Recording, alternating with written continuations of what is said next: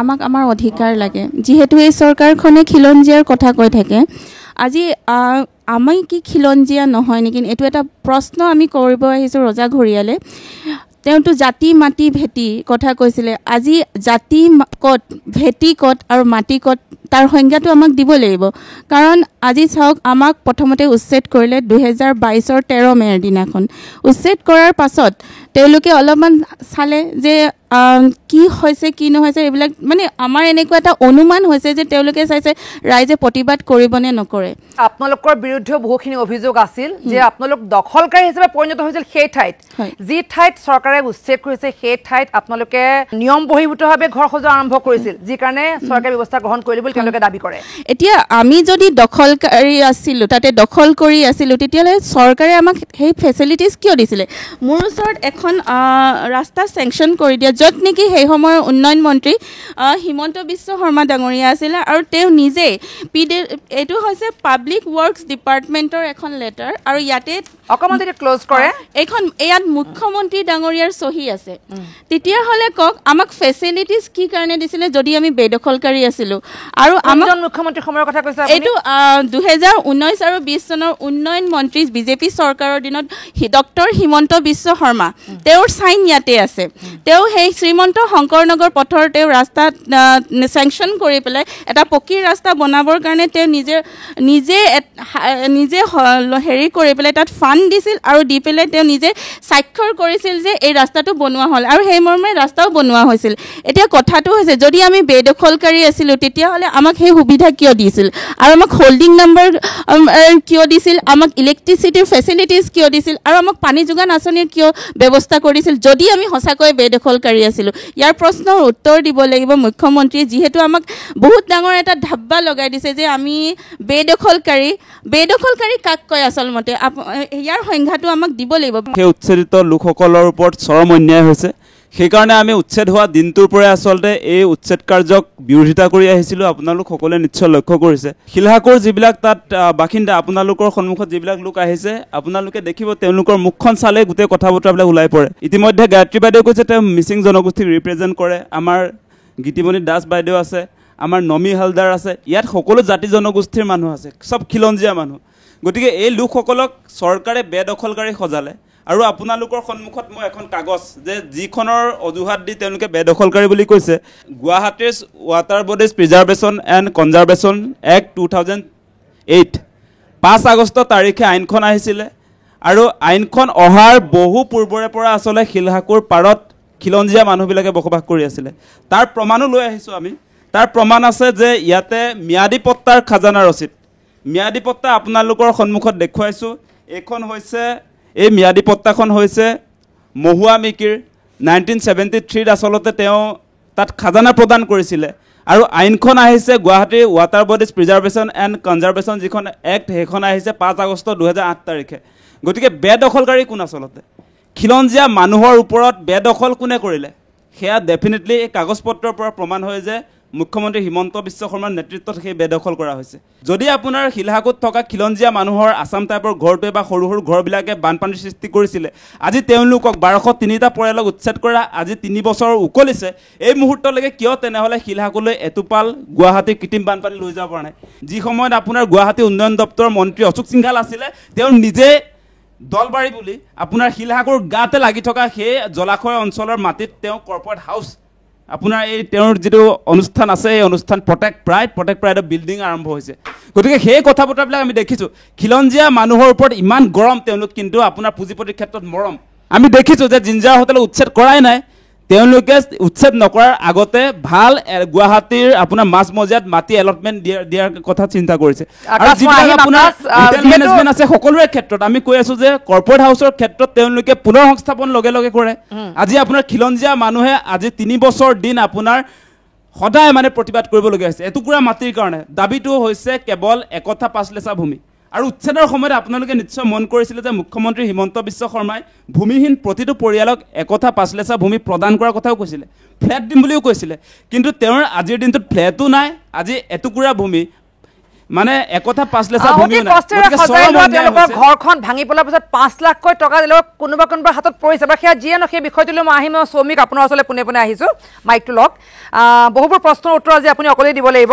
কিন্তু কথা হৈছে দেখি গৈছে আপুনি উচ্ছেদ শেহতীয়াকৈ আৰু সেই উচ্ছেদক ৰাজ্য চৌদিশৰ পৰা আমি সমৰ্থন জনোৱা দেখিছোঁ যে যদি এইদৰে সঁচা অৰ্থত উচ্ছেদ হয় তেন্তে স্বাভাৱিকতে আমাৰ দেশখনত সেই শান্তি ঘূৰি আহিব বহিৰাগতই ভয় খাই ইয়াৰ পৰা আঁতৰি যাব কিন্তু আপুনি এই সন্মুখত বহি থকা মানুহখিনি চাওকচোন ইয়াত বহিৰাগত কোনগৰাকী আছে আৰু এইখিনি মানুহে যোৱা প্ৰায় 3.5 বছৰে ক'ৰবাত আৰক্ষীৰ কোপ খাইছে ক'ৰবাত নাখাই নবৈ দিন নিশা পৰি ৰৈছে এই মানুহখিনিৰ প্ৰতি আপোনালোক সঁচাকৈ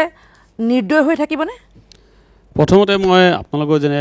বাইদেউজনে ক'লে যেনেকৈ উচ্ছেদ হ'ল সেই কথাটোলৈ মই উচ্ছেদ বুলি নকওঁ বস্তুটো এইটো বৰ্তমান যিটো ইলেকশ্যন ৰেপটো চলি আছে এইটো বাংলাদেশীৰ এগেইনষ্টত বা জিঅ' সেইটো বেলেগ আৰু আপোনালোকৰ সেইটো বেলেগ আছিলে সেইটো আছিলে যে আমাৰ গুৱাহাটী মহানগৰ যদি আমি চাওঁ আমি চব মানে যেনেকৈ বাইদেউ ক'লে যে আগতে বৰষুণতে বানপানী হৈ থাকে সেই প্ৰব্লেমবোৰ হৈ থাকে আমাৰ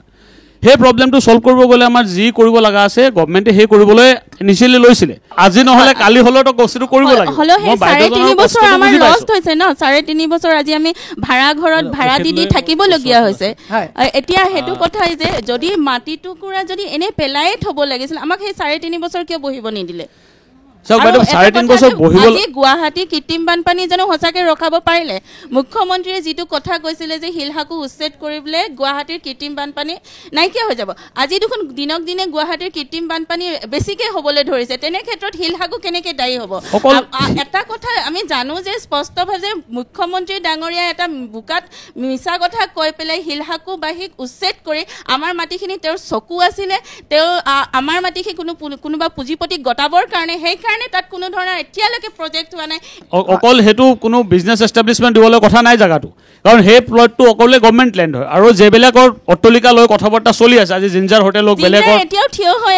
আছে বাইদেউ মই সেইটো মই মানা কৰা নাই মই থিয়টো মানা কৰা নাই কিন্তু সিহঁতৰ এগেইনষ্টত আমাৰ কামবোৰ চলি আছে যে পুঁজিপতিৰ কাৰণে কিন্তু একো নহল বাইদেউ পুঁজিপতি বুলি নহয় আপোনাৰ আজি যাৰে হওক এই লেণ্ডটো যদি ইলিগেলি এই বস্তুখনত যদি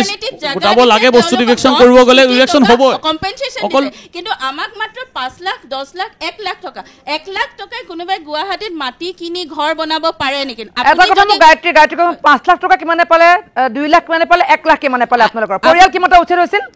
পৰিয়াল উচ্ছেদ হৈছিল 1203 ঘৰ আজিলৈকে 550 ঘৰেও ভালকে কম্পেনসেচন পোৱা নাই আৰু এনেকুৱা হৈছে যে যাৰ নেকি আসাম টাইপ ঘৰ আছিলে তেওঁলোকে চালি ঘৰৰ পইচা পাইছে 1 লাখ টকা আৰু মোৰ কাষতে দুগৰাকী বাইদেউ আছে এই বেবী দেৱী বাইদেউ তেওঁৰ আসাম টাইপৰ ঘৰ আছিল কিন্তু তেওঁ আজিলৈকে কম্পেনসেচন পোৱা নাই আমাৰ পখিলা তামুলী বাইদেউ তেওঁ আজিলৈকে পইচা পোৱা নাই এতিয়া কথাটো হৈছে যে যি কম্পেনসেচন দিছে সেইবোৰ মানে কেইজনমানক দি পেলাই এইটো যে মুখ্যমন্ত্ৰী এটা বাবাই ল'বৰ কাৰণে যে মই শিলহাকুবাসীক কম্পেনসেচন দিছো যিখিনি আমাক দুখ জাপি দিছিলে যে গোটেই সমগ্ৰ গুৱাহাটীৰ কৃত্ৰিম বানপানী আমাৰ কাৰণে হয় আজি শিলহাকুটো উচ্ছেদ হৈ গ'ল তেনেকুৱাৰ ফলতো আজি গুৱাহাটীৰ কৃত্ৰিম বানপানী কিয় ৰখাব পৰা নাই মুখ্যমন্ত্ৰীৰ শংকৰ উচ্ছেদ দেখিছে বহুত উচ্ছেদত বহু ক্ষেত্ৰত সহমতো আছে আপোনালোকৰ কিন্তু এই মানুহখিনিৰ ক্ষেত্ৰত কি ব্যৱস্থা গ্ৰহণ কৰিব লাগে বুলি ক'ব বা ভাবিছে প্ৰথমে স্নিগ্ধভাৱে আপোনাক ধন্যবাদ জনাইছোঁ এনেকুৱা এখন মঞ্চ দিয়াৰ বাবে উচ্ছেদ দুই ধৰণে বৰ্তমান দেখা গৈছে শিলহাকু উচ্ছেদৰ বিষয়ে কোৱাৰ আগতে অবৈধ বাংলাদেশী উচ্ছেদৰ বিষয়ে যদি ক'বলৈ যাওঁ মই ব্যক্তিগতভাৱে হওক বা আমি অসম ছাত্ৰ পৰিষদৰ ফালৰ পৰাই হওক বা এজন গুৱাহাটী ইউনিভাৰ্চিটিৰ গৱেষক ছাত্ৰ হিচাপে হওক সেই বস্তুটো সমৰ্থন এই কাৰণেই কৰিছোঁ কাৰণ আমি যিটা ভয়াৱহ অৱস্থা ভৱিষ্যতে দেখি আছোঁ অসমত যিটো আমাৰ অসমীয়াৰ সংকটত খিলঞ্জীসকলৰ যি এটা সংকট আহিছে গতিকে তেনে এটা সময়ত আমাৰ উচ্ছেদেই নহয় অকল তেওঁলোকক ইয়াৰ পৰা খেদি পঠাটো এটা অতি জৰুৰী এটা লাগে অবৈধ বাংলাদেশী মানে কোন বাইদেউ মোৰ প্ৰশ্ন আছে মই আপোনাক বাৰম্বাৰ কৈছোঁ দাদাজনেও কৈছে আপুনিও কৈছে যে প্ৰথমে কৈছে যে অচিনাকি মানুহ মই ক'ব বিচাৰিছোঁ যে অচিনাকি মানুহৰ ডিফিনিশ্যনটো দিব লাগে ক্লিয়াৰ কৰিব লাগে আৰু তৃতীয়তে তেখেত কৈছে অবৈধ বাংলাদেশী লোক আজি হঠাৎ অসমত বিজেপি চৰকাৰ গঠন কৰি আছে 2016 চনৰ পৰা নহয় জানো আৰু কেন্দ্ৰত তেওঁলোকে বিজেপি চৰকাৰ গঠন কৰি আছে 2014 চনৰ পৰা 2014 পৰা এতিয়ালৈকে কিমান চলি আছে 2025 চলি আছে এতিয়ালৈকে হঠাৎ কেনেকৈ অচিনাকি মানুহ হ'ল হঠাৎ কেনেকৈ অবৈধ মানুহ হ'ল আৰু আপুনি এতিয়া কৈ আছে আপুনি অসম ছাত্ৰ পৰিষদৰ এজন সদস্য বা বিষয়ববীয়া আপুনি কৈ আছে অবৈধ বাংলাদেশী কোনসকল লোকক আপুনি অবৈধ বাংলাদেশী বুলি কৈছে আপুনি স্পষ্টকৈ কওকচোন মানে এখেতসকল খিলঞ্জী আৰু বাকী যিসকল হৈ আছে কোনসকল অবৈধ বাংলাদেশী অবৈধ বিষয়টো আজিৰ বিষয় নহয় অবৈধ বিষয়টো আমি সেই 51 যদি আমি অসম চুক্তিৰ বিষয়টোলৈ গুচি যাওঁ আমি কেতিয়াবা ঘূৰি আহিব বিচাৰিছোঁ অবৈধ বাংলাদেশী আপুনি যদি নিজকে এজন অসমীয়া বুলি ভাবে আপুনি যদি এজন অসমৰ বাসিন্দা বুলি ভাবে তেনেহ'লে অসমত সেই অসম আন্দোলনৰ সময়ৰ পৰা যিটো বস্তুক লৈ গোটেই অসমখনৰ খিলঞ্জীয়াৰ যি অস্তিত্ব সংকটক লৈ যিটো প্ৰশ্ন উঠি আহিছে তেনেকুৱা এটা সময়ত আপোনালোকে খিলঞ্জীয়া মানুহখিনিক আপোনালোকে ঘৰ বাৰী ভাঙি হেৰুৱাই আজি 4টা বছৰ তেওঁলোকে বহি চকুৰ পানী পেলাবলগীয়া হৈছে। আপোনাৰ প্ৰশ্নটো উত্তৰ দিলক আপুনি কওক। অসমত থকা এজন মানুহ হিচাপে আপুনি এইটো কথা প্ৰশ্ন যে কৰিছে এইটো লজ্জাজনক কথা। কেনেকুৱা লজ্জাজনক কথা? কি অসমত বাংলাদেশী কি অসমত আপোনালোকৰ প্ৰধানমন্ত্ৰী কি কৈছিলে যে 16 মেত গোটেই বাংলাদেশী টালি টোপলা বান্ধি অসম এৰি যাব লাগিব? আজিও কি কাৰণত থাকিব পাৰে? আজিও কি কাৰণত ভাৰতবৰ্ষত আপোনালোকে কেৱল আৰু কেৱল ধৰ্মৰ আৰু সংখ্যালঘুৰ নাম লগাই কেৱল আৰু কেৱল মুছলমান লোকসকলক মোৰ কথাখিনি কওক। আপোনালোকে মুছলমানে কৈ আছে অবৈধ আপোনালোকে চাপৰ ধুবুৰী গৰুকুটিত আপোনালোকে উচ্ছেদ কৰিলে। গৰুকুটিত উচ্ছেদ কৰিছিলে নে? আজি গৰুকুটিত সেই মানুহখিনিক সেটেলমেন্ট দিছে। সেই লোকসকল কি বাংলাদেশী আছিল নেকি? ৰব, সেই মানুহখিনি বাংলাদেশী আছিল নেকি? আপুনি কওক। আজি চোৰাবাকৰা ধুবুৰীত গোৱালপাৰা আপোনালোকৰ চৰকাৰ উচ্ছেদ কৰিছে। সেই মানুহ কি আছে? অবৈধ বাংলাদেশীৰ লগত আমি খিলঞ্জীয়া মানুহ একলগ কৰা নাই। সেই লোকসকল কি বাংলাদেশী? আপোনালোকে কি ক'ব বিচাৰিছে? বাইদেউ মই কথাখিনি কৈ আছো, আপোনালোকে কওক যে ধুবুৰীত উচ্ছেদ কৰা মানুহখিনি বাংলাদেশী বুলি আপোনালোকে কৈ আছে। বাংলাদেশী বুলি আমি ধৰিছো সিহঁতক। আপোনালোকে ধৰিছে আপোনালোকৰ চৰকাৰ সেই মানুহখিনি এজন আইডেন্টিফাই কৰিছে নে নাই? আপোনালোকে কেইজনক পঠালে? উচ্ছেদটো হৈ আছে বস্তুটো কি মানে আইডেন্টিফাই কৰিছে যে সেই মানুহখিনি বাংলাদেশী? আজি অবৈধভাৱে আপোনালোকৰ বিজেপিৰ নেতা মন্ত্ৰী কৰ্মীসকলে গোমূত্ৰ সেৱন কৰি আপোনালোকৰ মানসিক বিকৃতি আপুনি শুনক, অসমত ৰব গোমূত্ৰ সেৱন কৰি আপোনালোকৰ মানসিক বিক্ৰিয়া ঘটিছে। মই ক'ব বিচাৰিছো আপোনালোকে জানেনে অসমত কিমান ফেমিলি আপোনালোকে জানেনে অসমত কিমান ফেমিলি লেণ্ডলেছ হৈ আছে?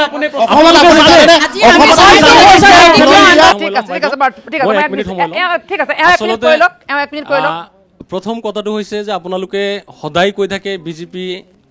এজিপিৰ সকলো দলীয় কৰ্মকৰ্তাসকল কৈ থাকে যে আমাৰ উচ্ছেদটো অবৈধ নাগৰিকৰ ক্ষেত্ৰত, আমাৰ উচ্ছেদটো অচিনাকি মানুহৰ ক্ষেত্ৰত, আমাৰ উচ্ছেদটো মিয়া মুছলমানসকলৰ ওপৰত। আমি আমাৰ সংগঠন বা আমি ছাত্ৰ মুক্তি কৃষক মুক্তি সংগ্ৰাম সমিতিৰ ফালৰ পৰা সদায় আমি একমত হৈ আছোঁ যে অসমত যদি কোনো ধৰণৰ বিদেশী নাগৰিকসকলে ভূমি দখল কৰি আছে তেতিয়াহ'লে তেওঁলোকক আইডেণ্টিফাই কৰি দিয়ক। আমিও একেলগে সহযোগ কৰি আমি তেখেতসকলক, যি দেশৰ নাগৰিক হয় আমি তেখেতসকলক চৰকাৰৰ লগত একেলগে সহযোগ কৰিম। এই কথাটো আমি সদায় কৈ আহিছোঁ। দ্বিতীয় কথাটো হৈছে যে এওঁলোকে কৈছে যে অবৈধ বাংলাদেশীৰ ক্ষেত্ৰত আমাৰ সমৰ্থন আছে, এওঁলোকৰ প্ৰতি আমাৰ সমৰ্থন নাই। আপোনালোকৰ উচ্ছেদৰ বিৰুদ্ধে এটা সংজ্ঞা থাকিব লাগিব, নহ'লে এই কথাটো আপোনালোকে এনেকৈ নক'ব যে তেওঁলোকৰ প্ৰতি সমৰ্থন আছে এওঁলোকৰ প্ৰতি সমৰ্থন নাই, এনেকুৱাকৈ নক'ব। মোৰ কথাটো শুনি লওক, তাৰপিছত ক'ব আপোনালোকে ক'বলৈ সুযোগ পাব। মোৰ প্ৰশ্নটো আছিল আপোনালোকে শিলহাকুৰ সময়ত আপুনিও দেখি আছে যে গুৱাহাটীত বিভিন্ন সময়ত অবৈধভাৱে হোৱা কনষ্ট্ৰাকশ্যনবোৰৰ কাৰণে বানপানী সমস্যাটো বহুতখিনি বাঢ়ি গৈ আছে।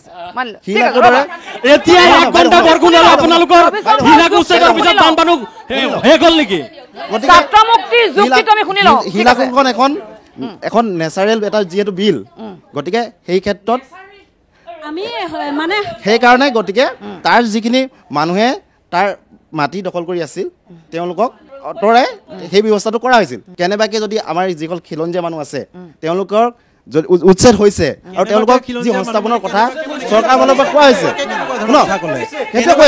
মানে কি বুজাইছে আপুনি? যদি কেনেবাকে খিলঞ্জীয়া কেনেকে থাকিলে তাতে আমি কি খিলঞ্জীয়া নহয় নেকি? শুনক এটা কথা শুনিব, ইণ্ডিয়ান কনষ্টিটিউশ্যন মতে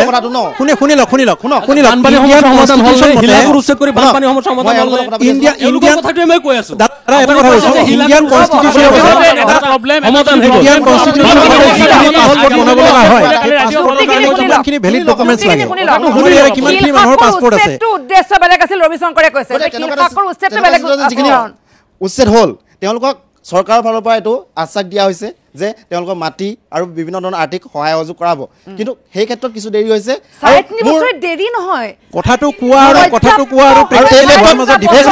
এই ক্ষেত্ৰত আপোনালোকৰ মানুহখিনিৰ সমৰ্থনত সদায় অসম ছাত্ৰ পৰিষদৰ এজন সদস্য হিচাপে, এজন গৱেষক ছাত্ৰ হিচাপে মোৰ সদায় সমৰ্থন আছে। মোৰ চৰকাৰৰ ওচৰত এইটো অনুৰোধ, এওঁলোকৰ যি বিহিত ব্যৱস্থা আছে এওঁলোকক সংস্থাপনেই হওক বা এওঁলোকৰ যি আৰ্থিক সহায় সহযোগ সেইখিনি চৰকাৰে কৰি দিয়াৰ জৰুৰী কাৰণ আমাৰ খিলঞ্জীয়া মানুহে কেতিয়াও এনে এটা অৱস্থা থাকিব নালাগে বিভিন্ন সময়ত মাটি ক্ৰয় কৰা সেই কংগ্ৰেছৰ চৰকাৰৰ টাইমতে হওক বা বিভিন্ন সময়ত তেওঁলোকে কিছুমান ভুৱা মানুহৰ অধিক আণ্ডাৰত পৰি তেওঁলোকে মাটিখিনি কিনিব লগা হ'ল কিন্তু আজিৰ দিনত তেওঁলোক অবৈধ বুলি সেই মাটিখিনি যে চৰকাৰী মাটি সেইটো প্ৰমাণ হোৱাৰ পিছত তেওঁলোকক ইভেকশ্যন কৰা হৈছে যেতিয়া 13 মে 2022ত ঘৰ ভাঙিছিলে তেতিয়া নাৰায়ণ ডেকাই এটা পেপাৰত আৰ্টিকেল লিখিছিলে যে নলাটোৰ 30 মিটাৰ দুইপাৰে 30 মিটাৰহে লোৱা হ'ব কিন্তু 2000 কিন্তু যেতিয়া 2023ত হ'ল না সেই 30 মিটাৰ গৈ 300 মিটাৰ হ'ল কি কাৰণে কাৰ স্বাৰ্থত হ'ল ইয়াৰ উত্তৰ আমাক লাগিব আকাশ মানে মই আৰম্ভণিৰ দিনটোৰ পৰাই আছোঁ তাত আৰম্ভণিৰ দিনটোৰ পৰাই মানুহখিনি সংগঠিত কৰিছোঁ আমি মুঠতে তাত প্ৰথম দিনটোৰ পৰা থকাৰ কাৰণে আমি গোটেই কথা বতৰাবিলাক জানো আৰু শিলহাকুৰ ক্ষেত্ৰত সঁচা কথা ক'বলৈ গ'লে কোনো নটিচ ইছ্যু কৰা নাই এইটো প্ৰথম কথা আৰু আপোনালোকে 1 মিনিট তেওঁ উচ্ছেদ পাছত হৈছে 2022-23-24লৈকে 1 মিনিট 2022-23-24লৈকে যেতিয়া প্ৰথম উচ্ছেদ কৰা হৈছিলে 5টা আপোনাৰ টাৰ্মছত উচ্ছেদ কৰা হৈছিলে কিন্তু প্ৰথমত আপোনাৰ যিবিলাক উচ্ছেদ কৰা হ'ল তাত কোনো ধৰণৰ আপোনাৰ লিগেল নটিফিকেশ্যন দিয়া নাছিল কাকো নটিচ ইছ্যু কৰা নাছিলে আমি আৰম্ভণিৰ দিনটোৰ পৰাই আছোঁ উচ্ছেদক বাধা দিবৰ কাৰণে তাত আছোঁ কাৰণ খিলঞ্জীয়া মানুহবিলাকক তেওঁলোকে বেদখলকাৰী সদায় উচ্ছেদ কৰিব যদি গম পালে উচ্ছেদ হৈছে কেনেকৈ গম পালে উচ্ছেদ হ'ব বুলি কেলে গম পাম পেপাৰত আৰ্টিকেল ওলাইছে তাত চাৰ্ভে কৰিবলৈ কৈছে আমি ৰাইজৰ মানুহ কাৰণে জাননী দিলে নটিফিকেশ্যন কৰিছে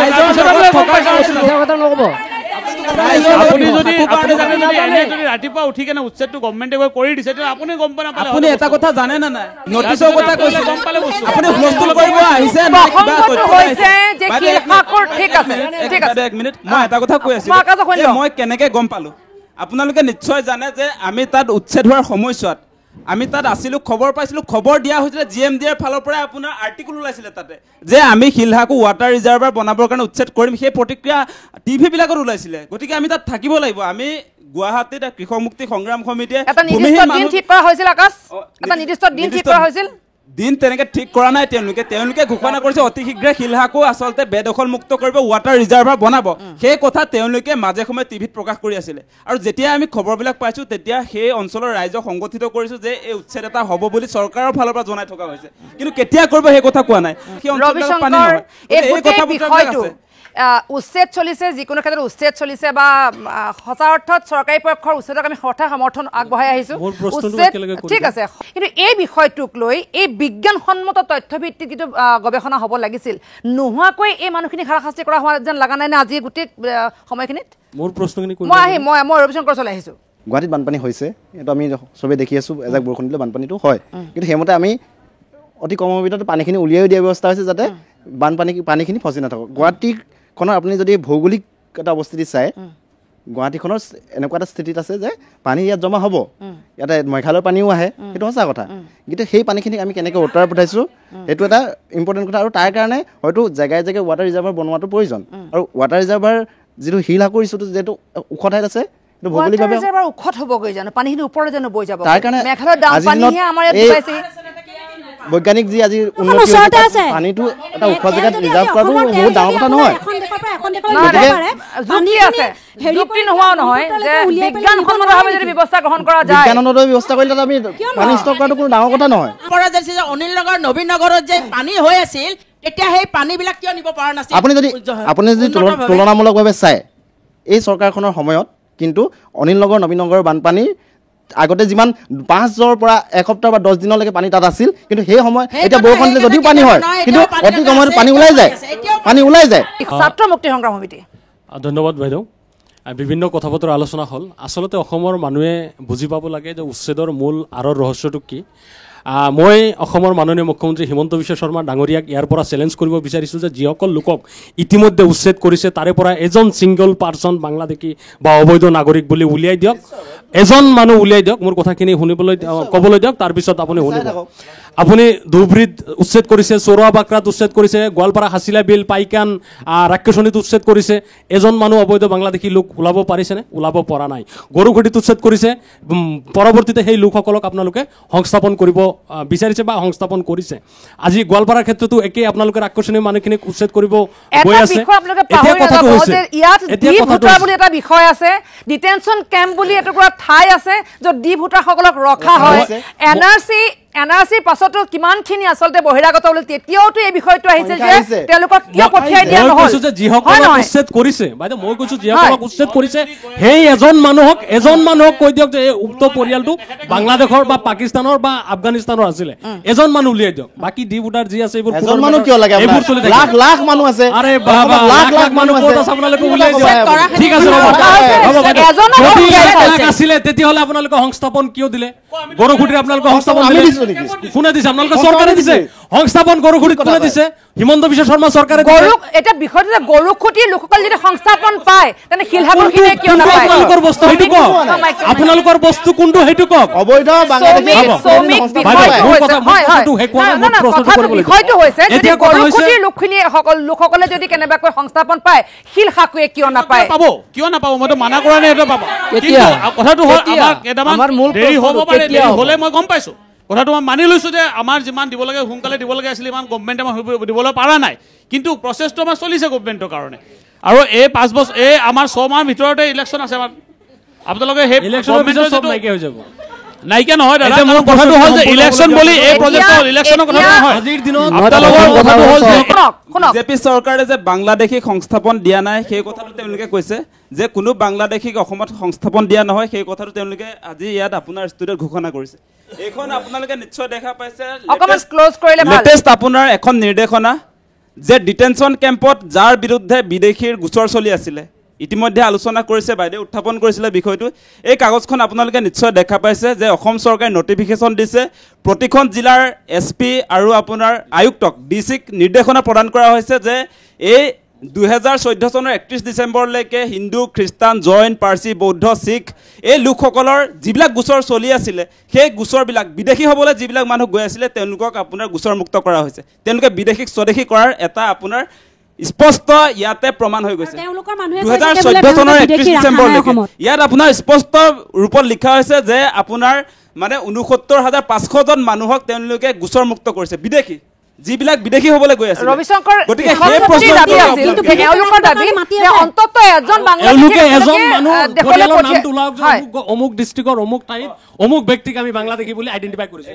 আৰু এটা কথা আছে মোৰ সব তথ্য আছে আপোনালোকক মই দেখুৱাব পাৰো যে প্ৰথমতে বিজেপি চৰকাৰৰ ফালৰ পৰা কাজিৰঙা ৰাষ্ট্ৰীয় উদ্যানত অবৈধ বাংলাদেশীয়ে দখল কৰিছে বুলি উচ্ছেদ কৰা হৈছিল তেওঁলোকক লেফট সাইডৰ পৰা ৰাইট সাইডে আপোনাৰ 5 কিলোমিটাৰ ডিসটেন্সত আজিৰ দিনটো সংস্থাপন কৰি থৈছে আজি যদি আপোনালোকে স্যাৰ তাৰ নেক্সট যেটো উচ্ছেদ অভিযান হৈছিল সন্দেহযুক্ত বাংলাদেশী সজাই হেতু হৈছিল গৰুখুটি প্ৰকল্পৰ কাৰণে তাতো যিখিনি উচ্ছেদ কৰা হৈছিল আপোনাৰ দলগাঁও ৰেভিনিউ সাৰ্কুললৈ লৈ আহিলে দলগাঁৱলে তাৰপিছত খেহতিয়া আপোনাৰ চাপৰ বিলাসী পাৰ য'ত উচ্ছেদ কৰিছে তেওঁলোকে যে কৈ আছিলে অবৈধ বাংলাদেশী বুলি সেই বাংলাদেশী বিলাকক 50,000 টকাৰ প্ৰতি উচ্ছেদ মানে উচ্ছেদ হোৱা প্ৰতিজন মানুহৰ এগেইনষ্টত তেওঁলোকে ঘোষণা কৰিছে হিমন্ত বিশ্ব শৰ্মা চৰকাৰে ঘোষণা কৰিছে আৰু লগে লগে আথানি ৰেভিনিউ সাৰ্কুললৈ তেওঁলোকক ইতিমধ্যে লৈ যোৱা হৈছে গতিকে যদি তেওঁলোক আসলতে অবৈধ বেদখলকাৰী বা বাংলাদেশী তেওঁলোকে কৈছে সন্দেহযুক্ত বাংলাদেশী সেই বাংলাদেশী কিয় ৰেভিনিউ সাৰ্কুলত সংস্থাপন দিয়া হৈছে সেই প্ৰশ্ন উত্তৰটো দিব লাগিব মোৰ ইয়াত তথ্য আছে আৰু আপোনালোকক মই দেখুৱাই দিম যে য'ত আপোনালোকে অবৈধ বাংলাদেশীৰ কথা কৈছে 1937 খাজানা ৰচিদ মিয়াদি পট্টা ব্ৰিটিছে দিয়া য'ত আপোনালোকে যাৰ কথা কৈছে যিবিলাক উচ্ছেদ হোৱাৰ কথাবিলাক কৈছে তাতো দেখুৱাব পাৰো